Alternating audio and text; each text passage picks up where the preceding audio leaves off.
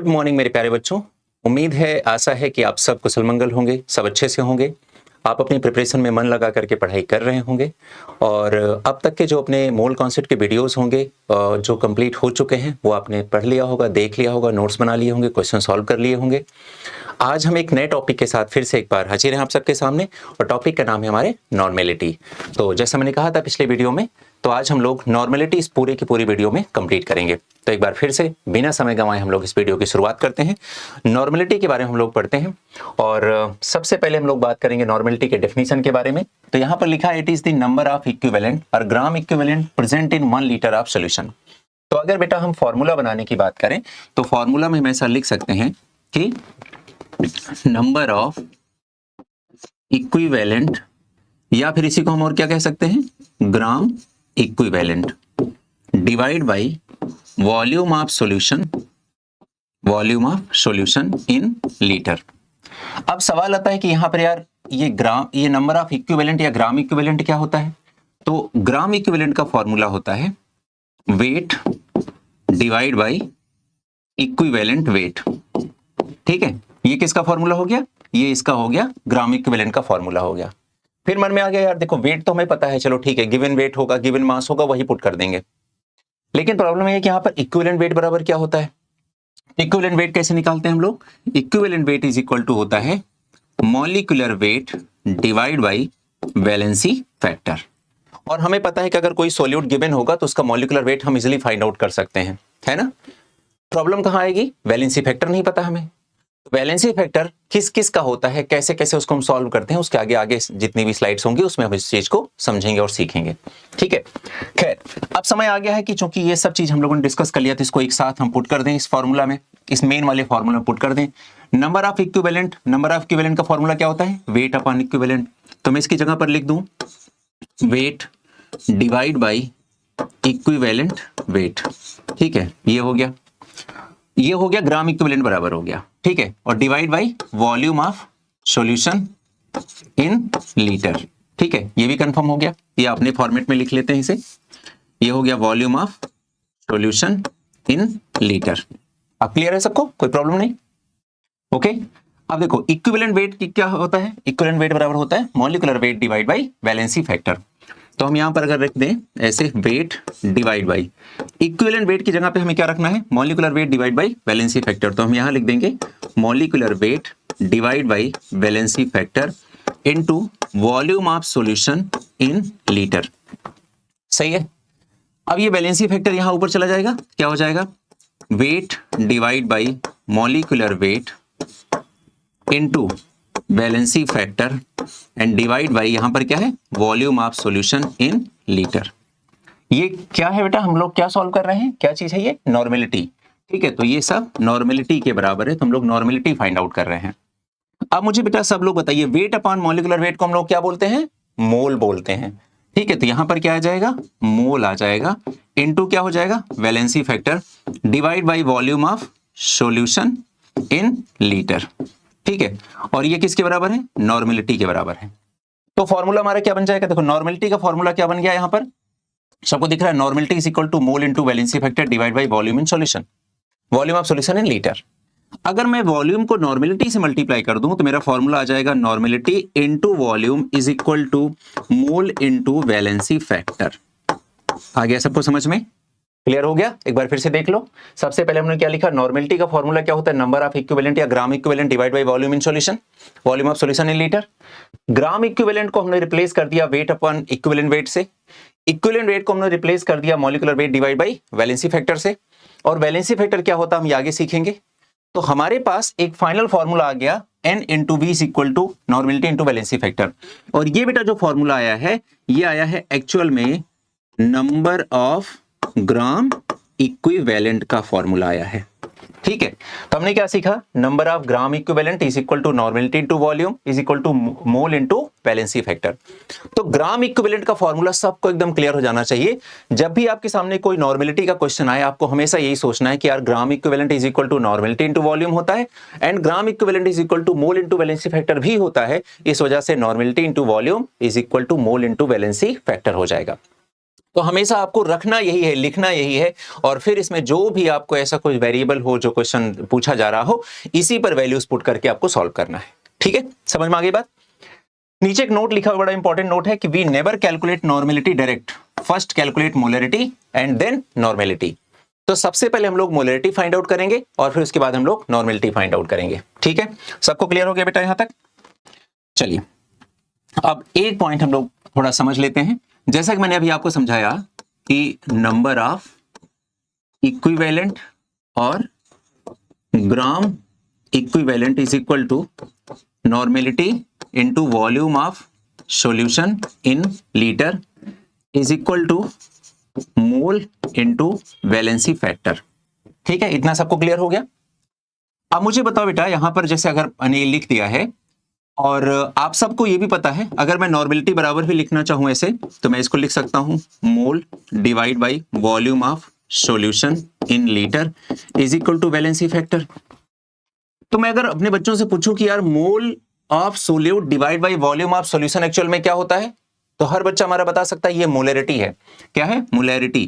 तो हम कह सकते हैं normality is equal to molarity into valency factor. तो इसी फॉर्मूला से हमने नॉर्मेलिटी एंड मोलरिटी में रिलेशन भी फाइंड आउट कर लिया।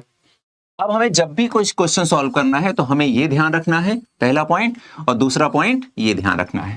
ठीक है, बस दो फॉर्मूला, अपना सारा काम यहां पर कंप्लीट। इसमें ऐसा अब कुछ भी नहीं बचा जो हमें समझ में ना आए एक्सेप्ट देन वैलेंसी फैक्टर। अब हम एक एक करके वैलेंसी फैक्टर सॉल्व करते हैं। जैसे सबसे पहले एसिड का वैलेंसी फैक्टर क्या होता है, बेस क्या क्या होता है, सॉल्ट का क्या होता है, और फिर आयन का क्या होता है। एक बचेगा oxidising agent and reducing agent, तो जब हम रिडॉक्स वाला चैप्टर करेंगे तो वहां पर हम उसको सीखेंगे।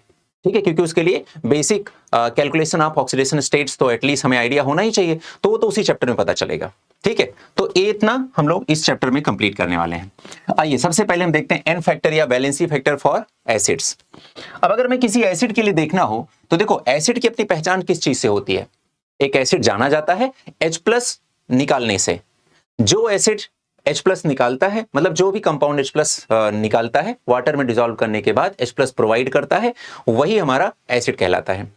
ऐसा कोई कंपाउंड जिसे हम वाटर में डिसॉल्व करें और वो OH- प्रोवाइड करे, वो बेस कहलाता है। सही है बात यहां तक? ओके, अब देखो, एसिड जितने H+ निकालेगा वही उसका वैलेंसी फैक्टर कहलाएगा, और इसी को दूसरे टर्म में हम लोग बोलते हैं बेसिसिटी ऑफ दैट एसिड। ठीक है ना? तो हर एसिड की अपनी बेसिसिटी होती है, and this basicity is represented by number of H+ ion donated by that acid in aqueous solution. ठीक है, इसी तरह से अगर मैं बात करूं बेस की, तो बेस जितना OH- निकालता है वही उस बेस की एसिडिटी कहलाती है। तो एसिड की बेसिसिटी होती है, बेस की एसिडिटी होती है। एसिड जितने H+ निकालेगा वो उसकी बेसिसिटी कहलाएगी, बेस जितने OH- निकालेगा वो उसकी एसिडिटी कहलाएगी। क्लियर हो गई बात यहां तक? अब सवाल आता है कि कोई भी एसिड कौन सा H+ निकालता है। अगर हमें एसिड का स्ट्रक्चर पता हो, जैसे मान लो H2SO4, HNO3, H3PO4, CH3COOH, हमें बहुत सारे एसिड हैं ऐसे। अगर हमें एसिड का स्ट्रक्चर पता हो और हमें ये देखना हो कि एक्चुअल में कौन सा H+ है जो ये एसिड प्रोवाइड करता है, तो हमेशा ध्यान रखिएगा वही हाइड्रोजन एक्वस सॉल्यूशन में डिसॉल्व करने के बाद एसिड को, वही हाइड्रोजन वहां से रिप्लेसेबल हाइड्रोजन होगा जो हाइड्रोजन किसी मोर इलेक्ट्रोनेगेटिव एलिमेंट से कनेक्टेड होगा।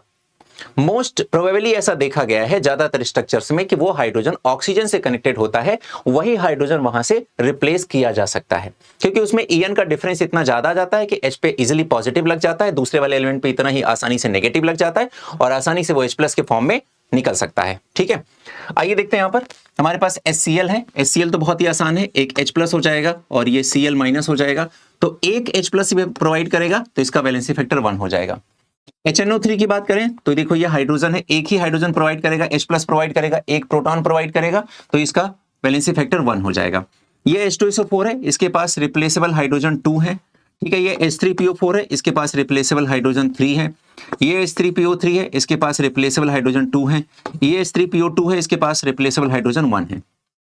अब अगर मैं इन तीनों की बात करूं तो मैंने ऐसे लिख दिया, हो सकता है कुछ बच्चों को समझ में ना आया हो, तो आइए फिर स्ट्रक्चर की बात कर लेते हैं। HCl का स्ट्रक्चर बनाने की जरूरत नहीं है, HNO3 से स्टार्ट कर देता हूं मैं। ये हो गया हमारे पास नाइट्रोजन, और ये हो गया डबल बॉन्ड ऑक्सीजन, ये हो गया कोऑर्डिनेट बॉन्ड ऑक्सीजन, ये हो गया ऑक्सीजन, ये हो गया हाइड्रोजन। आप आसानी से देख सकते हैं कि HNO3 के इस स्ट्रक्चर में एक ही हाइड्रोजन है जो किसी मोर इलेक्ट्रोनेगेटिव एलिमेंट ऑक्सीजन से कनेक्टेड है, यही H+ के फॉर्म में निकलेगा यहाँ पे। H2SO4 की स्ट्रक्चर अगर मैं बनाने की कोशिश करूं तो ये हो जाएगा H2SO4, ऐसे हो जाएगा।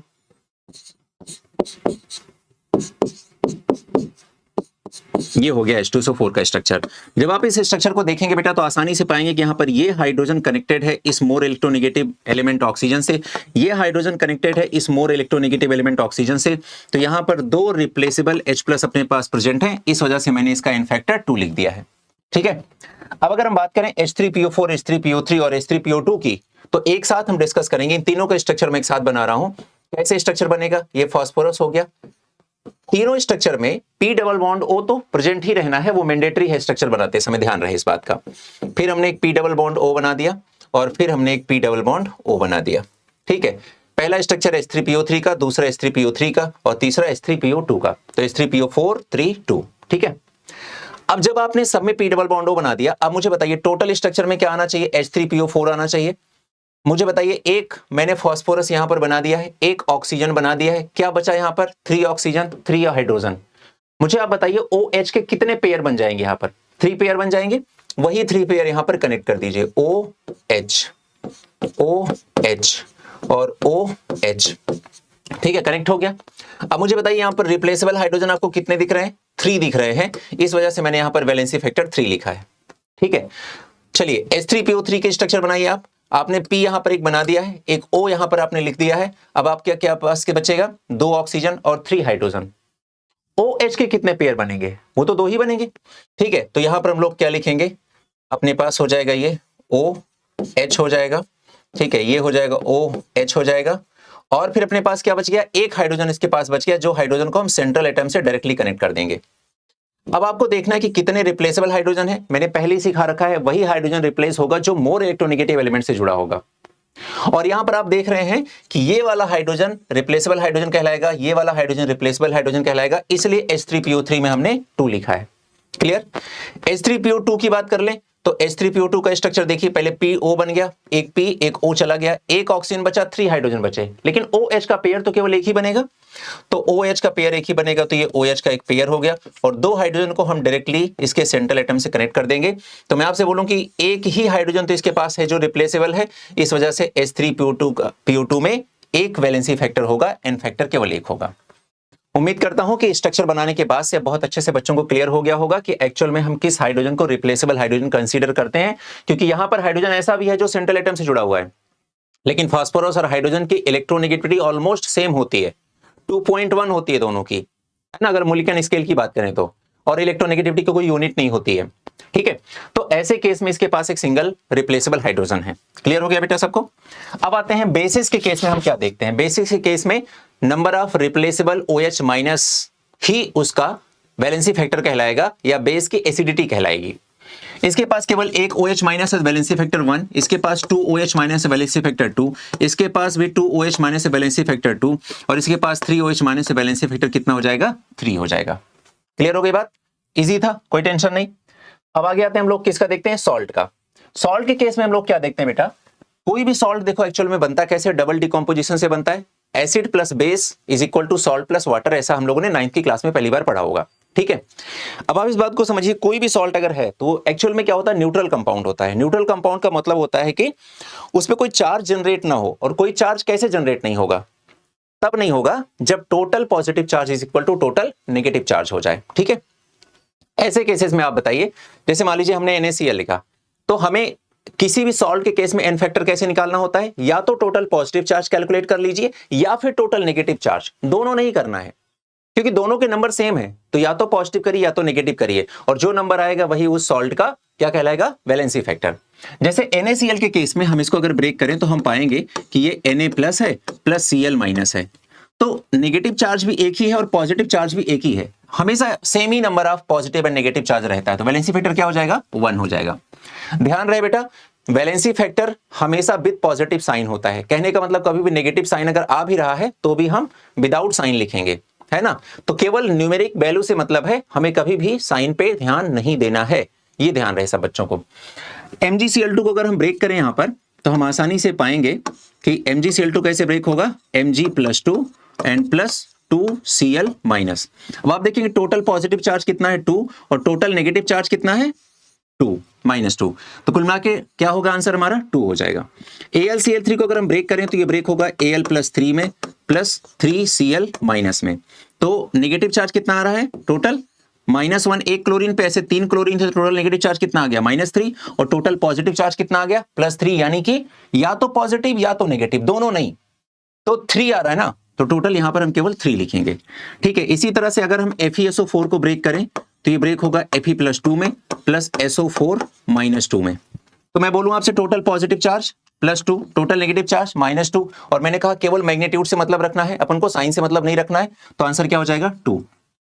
अगला है Al2SO4 होल थ्राइस को अगर हम ब्रेक करें तो ये हो जाएगा 2Al+3 +3SO4 -2। अब बेटा बताओ टोटल चार्ज पॉजिटिव चार्ज कितना हो गया, +3 चार्ज है एक एल्यूमिनियम पे, ऐसे 2 एल्यूमिनियम है तो टोटल पॉजिटिव चार्ज कितना हो गया +6। इसी तरह से एक SO4 पे चार्ज है -2 और ऐसे 3 SO4 है तो 3 × 2 = -6, और मैंने कहा केवल न्यूमेरिक वैल्यू से मतलब रखना है, तो वैलेंसी फैक्टर क्या होगा 6। दोनों पॉजिटिव और नेगेटिव को ऐड नहीं करना है, इधर पॉजिटिव और नेगेटिव। ठीक है, आइए लास्ट वाले क्वेश्चन पे चलते हैं और यहां पर देखते हैं कि इसको हम कैसे कर सकते हैं ब्रेक। मुझे बताइए Al2SO4 होल थ्राइस को अगर आप ब्रेक करेंगे तो कैसे ब्रेक करेंगे। Al2SO4 होल थ्राइस तो हम लिखेंगे, इसको ब्रेक करके लिखेंगे हम लोग 2Al+3 +3SO4 माइनस, ठीक है, फिर लिखेंगे प्लस K2SO4 को ब्रेक करेंगे तो कैसे ब्रेक होगा 2K प्लस SO4 -2। ठीक है, फिर उसके बाद MgSO4 को ब्रेक करेंगे तो कैसे लिखेंगे Mg+2 SO4 -2। ठीक है, अब आप मुझे बताइए इतना सा मैंने आयन लिख लिया, टोटल पॉजिटिव चार्ज तो आप कैलकुलेट कर ही लेंगे ना, कैसे करेंगे, ये पॉजिटिव चार्ज, ये पॉजिटिव चार्ज और ये पॉजिटिव चार्ज। तो मुझे बताओ बेटा यहां पर एक एल्यूमिनियम पे कितना चार्ज है +3, ऐसे हमारे पास 2 एल्यूमिनियम है तो 2 × +3 = +6, तो यहां से चार्ज हमारा कितना आ गया +6। यहां से चार्ज कितना आ गया हमारा, देखो एक पोटेशियम पे +1 चार्ज है तो 2 पोटेशियम पे +2 चार्ज हो गया तो +2 लिख दिया। ठीक है, यहां पर मैग्नीशियम पे +2 चार्ज है तो हमने यहां पर +2 लिख दिया। ठीक है, अब 6 + 2 कितना हो गया 8 + 2 = 10, तो टोटल पॉजिटिव चार्ज कितने आ गए 10, तो बैलेंसी फैक्टर कितना हो गया 10। जब नेगेटिव चार्ज आप कैलकुलेट करेंगे वो भी 10 आएगा। ठीक है ना, और हमें या तो पॉजिटिव लेना है या तो नेगेटिव लेना है, दोनों तो नहीं रखना है, तो आंसर क्या हो जाएगा हमारा 10 हो जाएगा। क्लियर है, कोई दिक्कत तो नहीं यहां तक सबको, चलो बढ़िया समझ में आ रहा है। आगे देखते हैं बेटा, अब आ गया n factor for ion. Ion के केस में क्या होता है, आयन के केस में तो बहुत आसान है बेटा, जो आपको किसी भी पॉजिटिव या नेगेटिव आयन पे यानी कि कैटायन और एनायन पे जो उसके ऊपर चार्जेस लगे हुए हैं वही चार्ज है उसका वैलेंसी फैक्टर है। ठीक है, इतना आसान है। तो आप मुझे बताइए सोडियम पे क्या लगा है, एक +1 चार्ज तो वैलेंसी फैक्टर हो गया 1। हाइड्रोजन पे +1 चार्ज लगा है, एक ही चार्ज लगा है तो वैलेंसी फैक्टर हो गया 1। मैग्नीशियम पे +2 चार्ज लगा है तो वैलेंसी फैक्टर कितना हो गया 2। ठीक है, एल्यूमिनियम पे +3 चार्ज लगा है तो वैलेंसी फैक्टर कितना हो गया 3। आयरन पे +2 चार्ज लगा है तो वैलेंसी फैक्टर हो गया 2। ठीक है, ऑक्सीजन पे -2 चार्ज लगा है तो वैलेंसी फैक्टर हो गया 2। इसी तरह से कुछ एनायन डिस्कस कर लेते हैं। SO4 पे -2 चार्ज लगा है वैलेंसी फैक्टर हो गया 2। ऑक्सलेट आयन पे लगा है -2 चार्ज तो वैलेंसी फैक्टर हो गया 2। ठीक है, परमैग्नेट पे लगा है -1 चार्ज तो वैलेंसी फैक्टर हो गया 1। ठीक है, सब समझ में आ गया अच्छे से, आयन तो बहुत ही आसान हो गया। चलिए, तो इस तरह से आपने देख लिया कि हम लोग कैसे वैलेंसी फैक्टर फाइंड आउट करते हैं, किसका, एसिड का, बेस का, सॉल्ट का, आयन का। एक बच गया अपने पास जो मैंने कहा कि reducing agent and oxidising agent के केस में वो रेडॉक्स वाले चैप्टर में करेंगे, इधर नहीं करेंगे। क्लियर है, आइए खैर अब आपके सामने कुछ न्यूमेरिकल क्वेश्चंस आ गए। कैलकुलेट नंबर ऑफ इक्विवेलेंट्स इन, चलिए इक्विवेलेंट कैलकुलेट करिए सब में। अब हमें पूछा जा रहा है कि इक्विवेलेंट कैलकुलेट करना है, तो कोई भी पहले क्वेश्चन करने के पीछे नहीं भागे, अपना पहले कॉन्सेप्ट और थियरी चेक कर लो कि क्या मुझे पता है कि नहीं पता इस बारे में। इक्विवेलेंट को ही हम लोग बेटा दूसरे नाम से जानते हैं ग्राम इक्विवेलेंट। तो पहले तो हमारा कोई भी बच्चा जो इस क्लास का हिस्सा है वो कभी भी कंफ्यूज नहीं होगा, नंबर ऑफ इक्विवेलेंट या फिर नंबर ऑफ ग्राम इक्विवेलेंट एक ही बात है। इक्विवेलेंट वेट अलग बात है, लेकिन इक्विवेलेंट एंड ग्राम इक्विवेलेंट एक ही चीज को कहा जाता है। और ग्राम इक्विवेलेंट का फॉर्मूला हम लोगों ने क्या निकाला, या तो N × V और या तो मोल × वैलेंसी फैक्टर। ठीक है, यानी कि जब ये इक्विवेलेंट पूछ रहा है तो या तो हमें नॉर्मेलिटी को वॉल्यूम से मल्टीप्लाई करना होगा या तो हमें मोल को वैलेंसी फैक्टर से मल्टीप्लाई करना होगा, हमारा आंसर आ जाएगा। आइए स्टार्टिंग के 5 क्वेश्चंस आपके सामने गिवन है और आपको साफ साफ दिख रहा है सब में 4 मोल, 3 मोल, 0.5 मोल, 0.25 मोल और 5 मिली मोल। ये स्मॉल m का मतलब क्या हो गया? मिली मोल। ठीक है, और मिली को रिप्लेस करने के लिए आपको पता है ना मल्टीप्लाई किससे करते हैं? 10 रेज़ टू द पावर -3 से मल्टीप्लाई कर देते हैं, तो ये जो मिली मोल है वो मोल में कन्वर्ट हो जाएगा। ठीक है, अगर सब में मोल गिवन है बेटा तो हम इक्विवेलेंट निकालने के लिए, कैलकुलेट करने के लिए कौन सा फॉर्मूला अप्लाई करें? देखो नॉर्मेलिटी तो गिवन है नहीं, वॉल्यूम तो गिवन है नहीं, तो n इंटू वी तो लगाएंगे नहीं, तो इक्विवेलेंट का एक ही फॉर्मूला बचा, मोल इंटू वैलेंसी फैक्टर। तो हर एक इंडिविजुअल क्वेश्चन में हम लोग क्या करेंगे? उनके मोल और उनके वैलेंसी फैक्टर से मल्टीप्लाई करते जाएंगे। तो यानी कि सबसे पहला जो हमारा मेन टास्क है, मोल तो गिवन ही है, मेन टास्क हमारा है सबका वैलेंसी फैक्टर फटाफट से फाइंड आउट कर लें। पहला हमारे पास HNO3 है, HNO3 में एक ही H+ है जो रिप्लेस कर सकता है, तो वैलेंसी फैक्टर हो गया 1। ठीक है, तो यहां पर अगर हम सब जगह formula n into normality into valency factor ही लगेगा। यहां पर मोल कितना है? 4 और वैलेंसी फैक्टर कितना है? 1। यहां पर मोल कितना है? 3 और CaOH होल ट्वाइस में देखो ये एसिड था, ये बेस है। बेस क्या देखते हैं? बेस में देखते हैं replaceable OH-। CaOH whole twice के पास 2 OH- है जो निकल सकते हैं वाटर में डिसॉल्व करने के बाद, तो वैलेंसी फैक्टर हो गया 2। तो यहां हम लिख देंगे 3 इंटू 2। यहां पर लिखा 0.5 मोल, तो 0.5 लिख देंगे इनटू, और AlOH होल थ्राइस के पास 3 OH- है जो रिप्लेस कर सकता है, तो मल्टीप्लाइड बाई 3 हो जाएगा। यहां पर 0.25 लिखा है, तो 0.25 इंटू H2SO4 के पास 2 हाइड्रोजन है जो ये रिप्लेस कर सकता है, तो हो जाएगा इंटू 2। ठीक है, 5 मिलीमोल लिखा है तो 5 और मिली को चेंज करना है -3 लिख दिया, इंटू FeSO4 का वैलेंसी फैक्टर, FeSO4 है क्या? ना एसिड है ना बेस है ना आयन है, क्या है? सॉल्ट है। FeSO4 अभी पीछे सिखाया भी था, ब्रेक करेंगे क्या आएगा? Fe+2 प्लस SO4 -2, तो +2 -2 यानी कि या तो पॉजिटिव चार्ज लीजिए या तो नेगेटिव चार्ज लीजिए, और कितना आ रहा है वो चार्ज? 2 आ रहा है, तो वैलेंसी फैक्टर हमारा हो जाएगा 2। ये सबके आंसर आ गए। ठीक है, सॉल्व कर लीजिए, सबका सब आंसर आ गया। क्लियर? चलिए अब अगला क्वेश्चन अपने पास है, calculate number of equivalents in. Again equivalents निकालना है। अब तो हमारे हर बच्चे को पता है, एकदम रिलैक्स हो जाइए, अब तो टेंशन लेने की बात ही नहीं है। हमें पता है इक्विवेलेंट ही ग्राम इक्विवेलेंट होता है, जिसका फॉर्मूला या तो नॉर्मेलिटी इंटू वॉल्यूम होगा और या तो उसका फॉर्मूला होगा मोल इंटू वैलेंसी फैक्टर।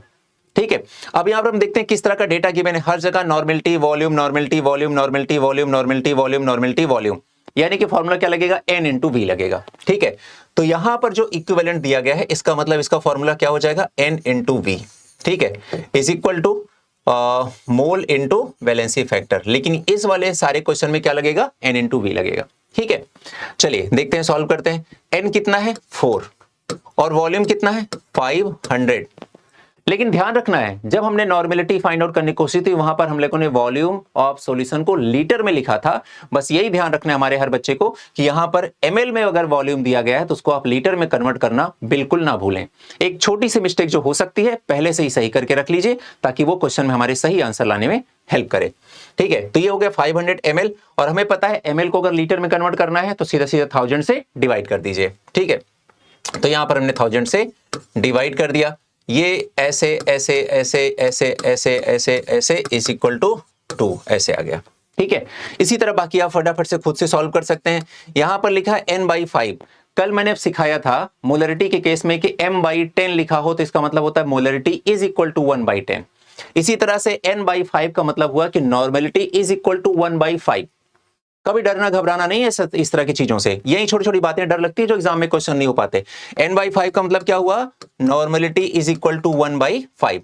तो हम यहां लिखेंगे normality is equal to 1/5 into volume 4, और किस में है वॉल्यूम? लीटर में है। बड़ी अच्छी बात है, इस बार तो हमें वॉल्यूम को कन्वर्ट भी नहीं करना है।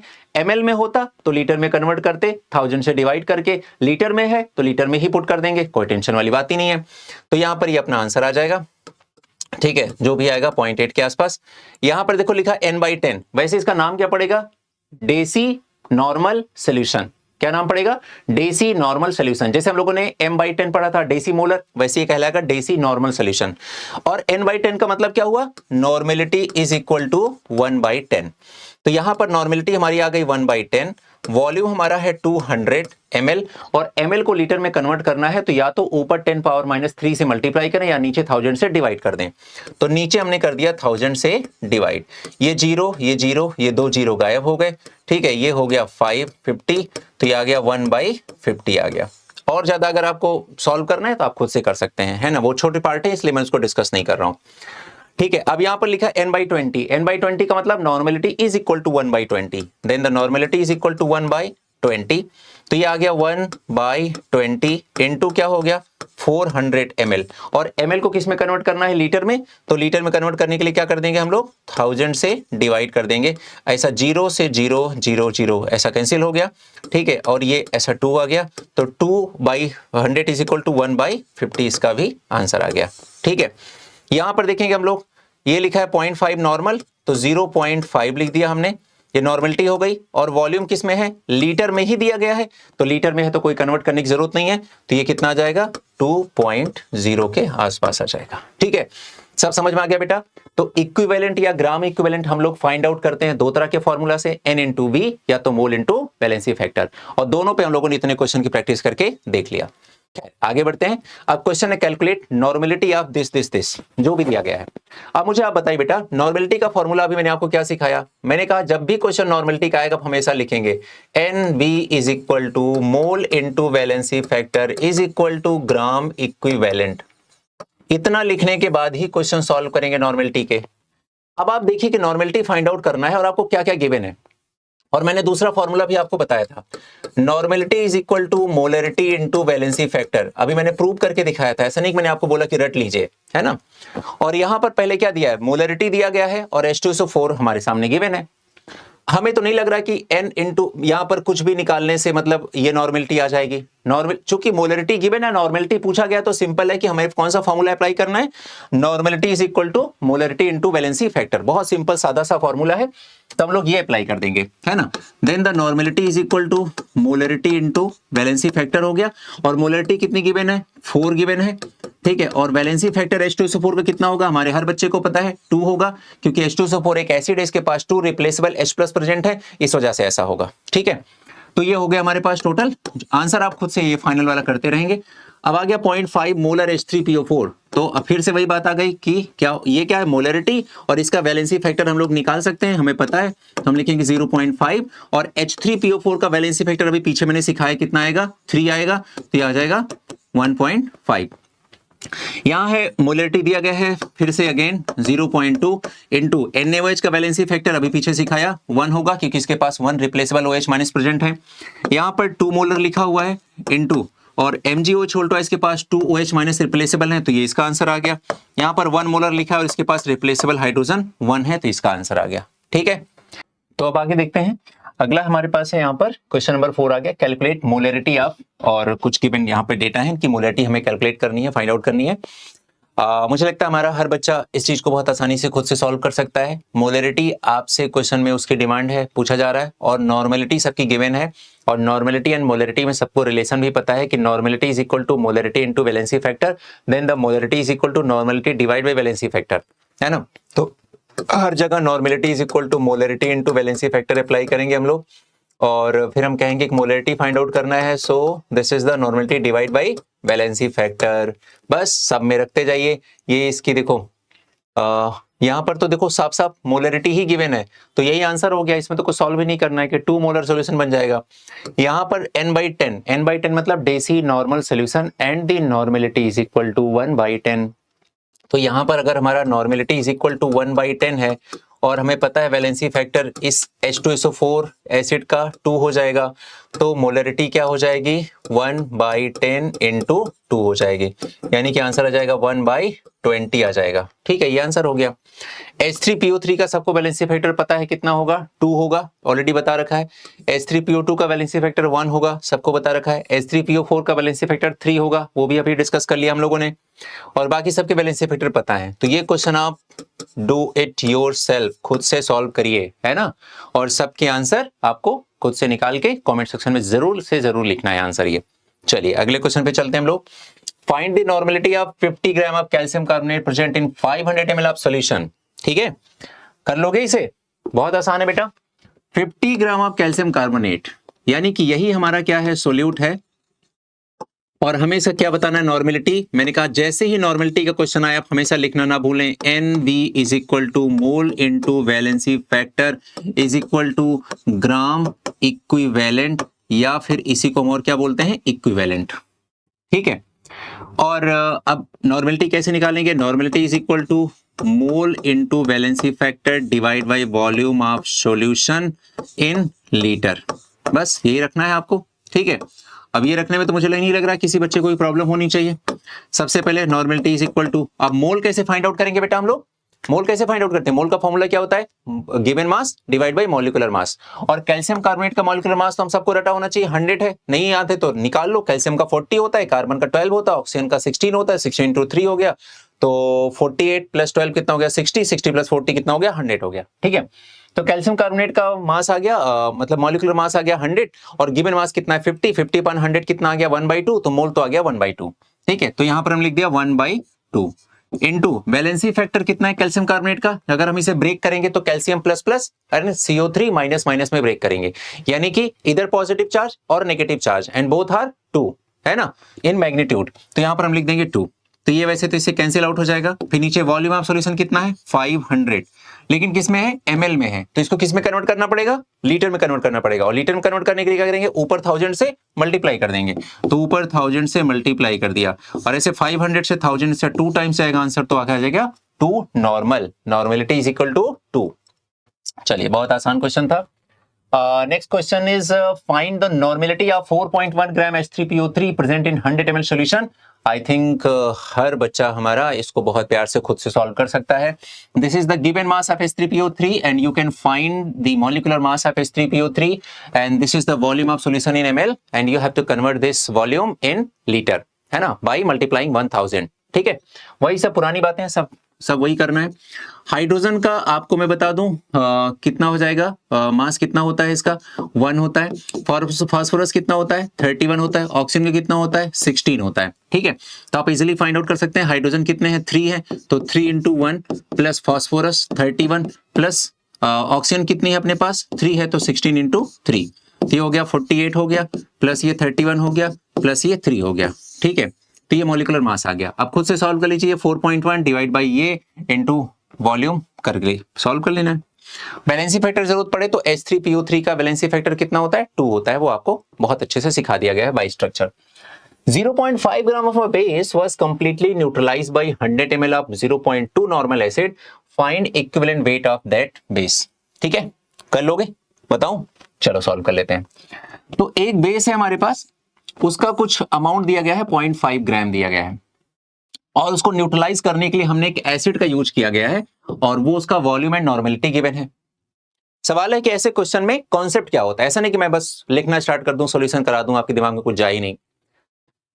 तो ध्यान से रखना है, जब भी हम किसी एसिड में एक बेस को मिलाते हैं न्यूट्रलाइज करने के लिए उस एसिड को, हमेशा ध्यान रखें कि gram equivalent of an acid is equal to gram equivalent of base. जब दोनों का ग्राम इक्विवेलेंट हम इक्वल कर देंगे, यानी कि दोनों का इक्विवेलेंट इक्वल कर देंगे, बस क्वेश्चन सॉल्व हो गया, इतना आसान है। तो अब मुझे बताइए, क्या हमारे हर बच्चे को यह पता है कि ग्राम इक्विवेलेंट का फॉर्मूला क्या होता है? ग्राम इक्विवेलेंट का फॉर्मूला होता है normality into volume is equal to क्या होता है, मोल इनटू वैलेंसी फैक्टर। यही तो फॉर्मूला में लगाना है। ठीक है, तो हम क्या लिखेंगे, equivalent of acid is equal to equivalent of base.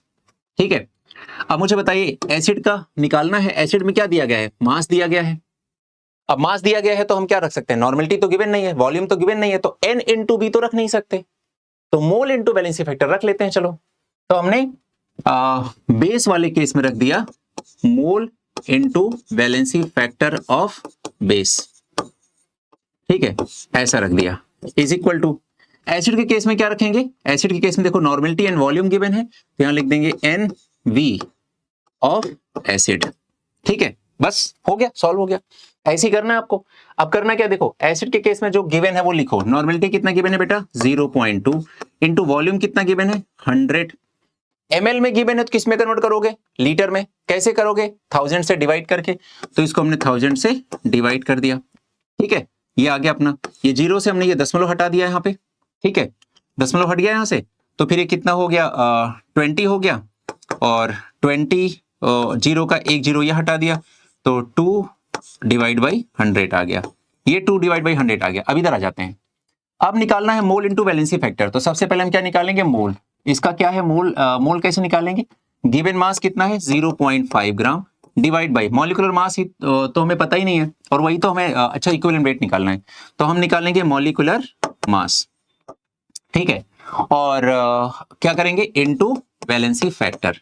अब इसको हम कैसे लिख सकते हैं बेटा, इस चीज को 0.5 divide by molecular mass. Valency factor को मैं नीचे लेके आ जाऊं तो यहां वैलेंसी फैक्टर हम लोग लिख सकते हैं बेटा, पक्का? मैं कुछ इधर उधर तो नहीं कर रहा हूं, समझ में आ रहा है सब ना?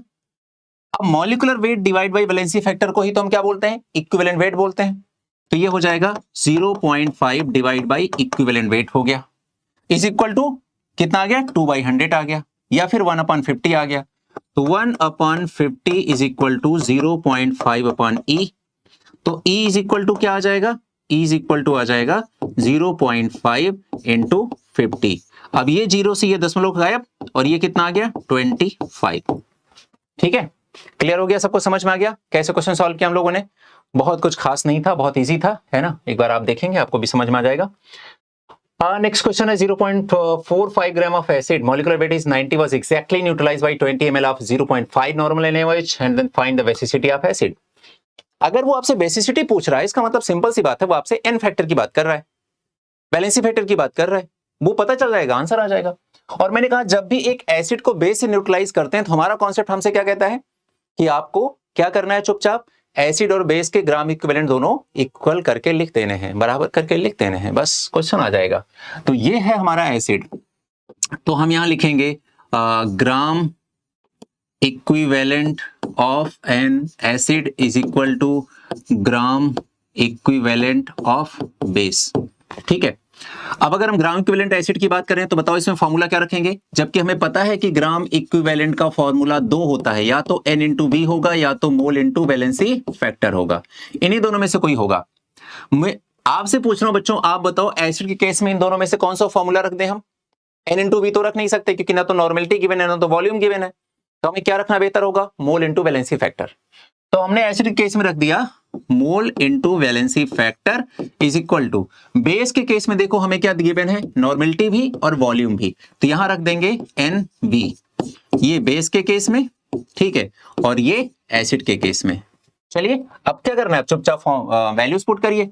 चलिए नॉर्मेलिटी बताइए सबसे, सॉरी मोल बताइए, स्मॉल एन मोल से रिप्रेजेंट किया जाता है, तो मुझे मोल बताइए कैसे निकालेंगे एसिड का।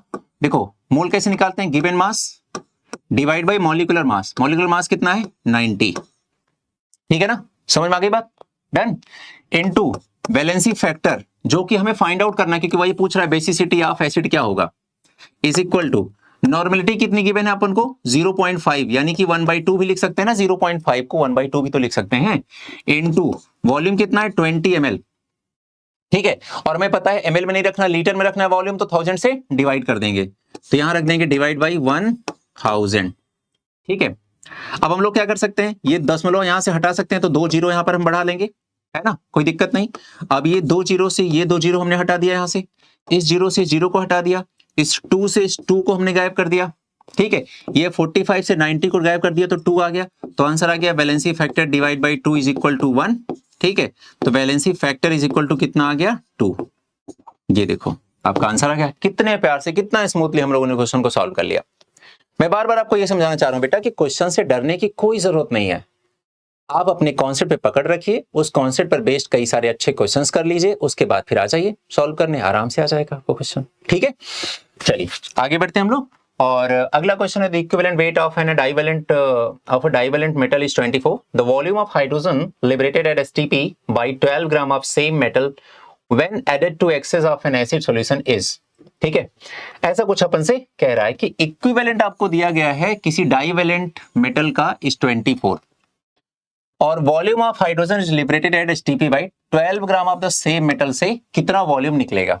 चलिए आइए देखते हैं, इक्विवेलेंट वेट यहां दिया गया है, तो मुझे बताइए इक्विवेलेंट वेट का फॉर्मूला क्या होता है, molecular weight divide by valency factor, और इक्विवेलेंट वेट कितना दिया है 24, तो मुझे बताओ बेटा molecular weight is equal to 24 into valency factor होगा कि नहीं होगा, ठीक है, बिल्कुल सिंपल। और मुझे बताओ यहां पर लिखा है डाईवैलेंट, डाईवैलेंट का मतलब क्या हुआ, वैलेंसी 2 है मेटल की, यानी कि मेटल पे +2 चार्ज लगा है। और आपको पता है जितना चार्ज लगता है किसी केटायन या एनायन पे वही उसका वैलेंसी फैक्टर होता है, यानी कि इसका वैलेंसी फैक्टर मेटल कितना हो गया, 2 हो गया। तो यहां पर कितना हो जाएगा, 24 इंटू 2 इज इक्वल टू कितना आ गया, 48। तो मॉलिक्यूलर वेट आ गया हमारे मेटल का 48। ठीक है, ये मेटल का आ गया। क्लियर आ गई बात, समझ में आ गया सबको, कोई प्रॉब्लम नहीं। अब आपसे कह रहा है कि मुझे बताइए अगर इसी मेटल का, जिसका कि अब देखो इससे हमें हेल्प क्या मिली, इस पहले वाले डेटा से हमें हेल्प मिली कि हमें अपने मेटल का मॉलिक्यूलर वेट 48 पता चल गया। अब क्वेश्चन में उतरते हैं, और क्वेश्चन में पता है कि हमने तो उस मेटल केवल 12 ग्राम लिया है। अब गिवन मास है मेटल का 12 ग्राम और मॉलिक्यूलर वेट है 48 ग्राम पर मोल, तो हम मोल नहीं निकाल सकते क्या उस मेटल का, निकाल सकते हैं ना। और हमें पता है मोल का 2 फॉर्मूला होता है, क्योंकि वॉल्यूम के साथ कंपेयर कर रहा है, तो मोल का एक फॉर्मूला होता है volume divide by equivalent volume, यानी कि 22.4 लीटर। ठीक है, तो हम रख देंगे, और मोल का दूसरा फॉर्मूला होता है मास अपॉन मॉलिक्यूलर मास। आइए रख देते हैं। तो हमें पता है बेटा कि मोल का फॉर्मूला होता है given mass divide by molar mass is equal to volume given, जो भी गिवन वॉल्यूम हो, या फिर अगर ऐसा है तो डिवाइड बाय 22.4 लीटर। ठीक है, अब मुझे बताइए गिवन मास कितना है इसका, जो क्वेश्चन में हम जितना इसको यूज कर रहे हैं मेटल को, हमने मेटल को केवल 12 ग्राम यूज किया है, जिसका कि मॉलिक्यूलर मास कितना है 48 ग्राम पर मोल है। ठीक है, और वॉल्यूम हमें फाइंड आउट करना है कि कितना एसटीपी पर निकलेगा, और डिवाइड बाय 22.4 हो गया। ठीक है, ये क्या होगा, ये 4 टाइम्स हो जाएगा। ठीक है, और फिर वॉल्यूम इज इक्वल टू कितना हो जाएगा, 22.4 डिवाइड बाई 4, तो ये कितना आ जाएगा 5.6 लीटर आ जाएगा। ठीक है, देख लीजिए सब लोग, कोई प्रॉब्लम, कहीं कोई टेंशन, कोई डाउट, समझ में आ गया सबको अच्छे से। ये है कॉन्सेप्ट, और इस तरीके से हमें सीखना है। The next question is when an element form an oxide in which oxygen is 20% of the oxide। एक ऑक्साइड बनाया गया बेटा, मेटल का एक ऑक्साइड बनाया गया है, या एलिमेंट लिखा है तो आप भी बोल दो, एलिमेंट का एक ऑक्साइड बनाया गया है। इस एलिमेंट ऑक्साइड में दो ही चीज है, एक एलिमेंट है, दूसरा ऑक्सीजन है, क्योंकि ऑक्सीजन से कंबाइन करके ही तो कोई ऑक्साइड बनाता है। और वहां पर दिया गया है कि ऑक्सीजन का जो आ रहा है 20% है ऑक्सीजन इसमें, इस ऑक्साइड में। अगर बेटा ये 20% है तो एलिमेंट कितना होगा, 80% होगा। सही है बात, समझ में आ रही बात ना। ठीक है, तो अब हमें करना क्या है, हमें चुपचाप ऐसा लिख देना है कि equivalent weight of an element is equal to equivalent weight of oxygen. तो जब भी कोई फॉर्मूला बनता है तो उसमें इसी तरह से हाइड्राइड या ऑक्साइड के फॉर्मूलाज या बाकी भी फॉर्मूलाज में इसी तरह से वो एलिमेंट ऑक्सीजन या हाइड्रोजन के साथ कंबाइन करता है, जब उनके इक्विवेलेंट आपस में इक्वल हो जाए। ठीक है, तो equivalent weight of an element, और आपसे पूछ के रहा है इक्विवेलेंट मास ऑफ एलिमेंट, पूछ भी रहा है, तो यही आपका क्वेश्चन भी है।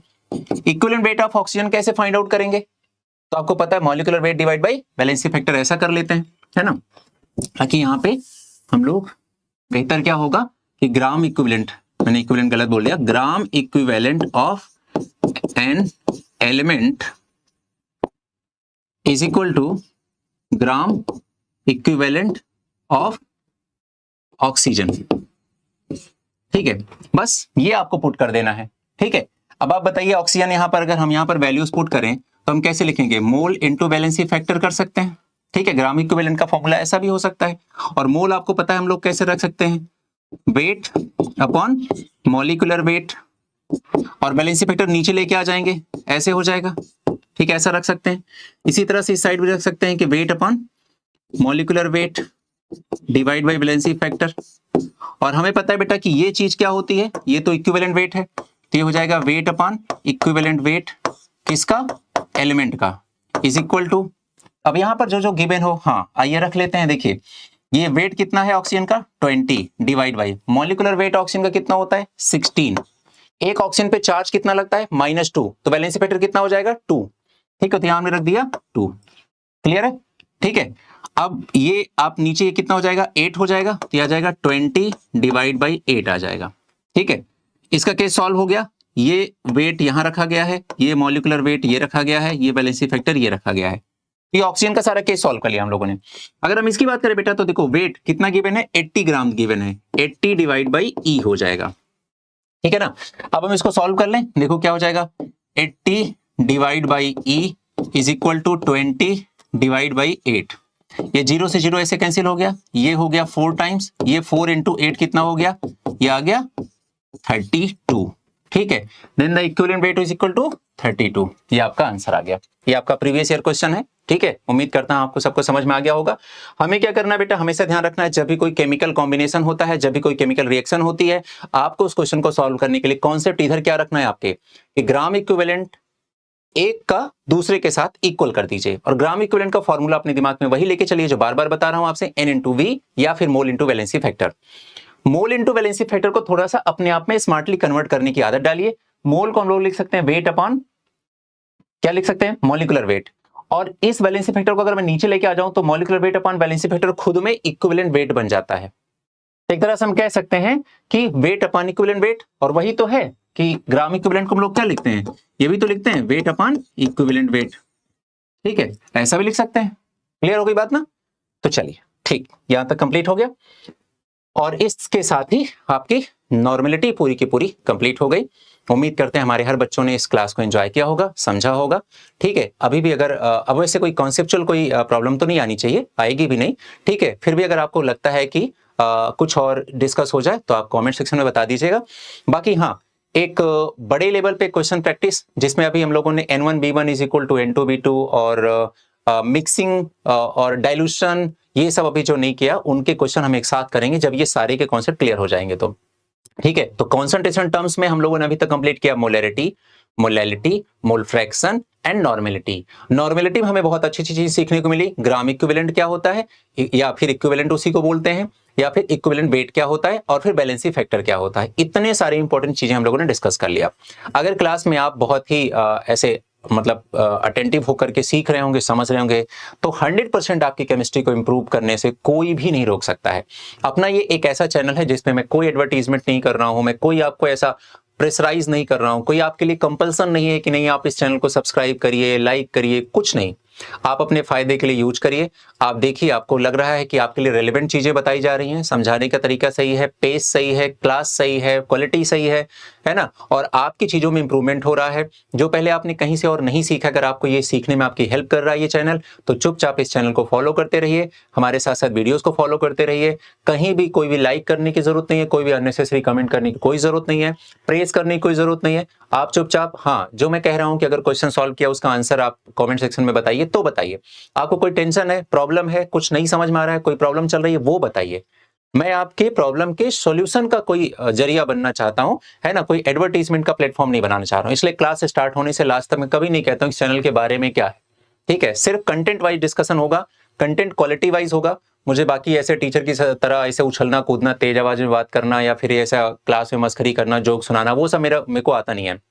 ठीक है, सीधी सी बात करता हूं कि ये टॉपिक है, ये पढ़ाई है, ये कंटेंट है, क्वालिटी वाइज स्टडी करेंगे, ठीक है, और आगे बढ़ेंगे। ठीक है, चलिए फिर वक्त आ गया आपसे विदा लेने का। अगले वीडियो में फिर से एक बार आपसे मुलाकात होगी एक नए टॉपिक के साथ। तब तक खुश रहिए, एंजॉय करते रहिए, और अपनी पढ़ाई को बिल्कुल भूलना नहीं है। ठीक है, मिलते हैं ब्रेक के बाद।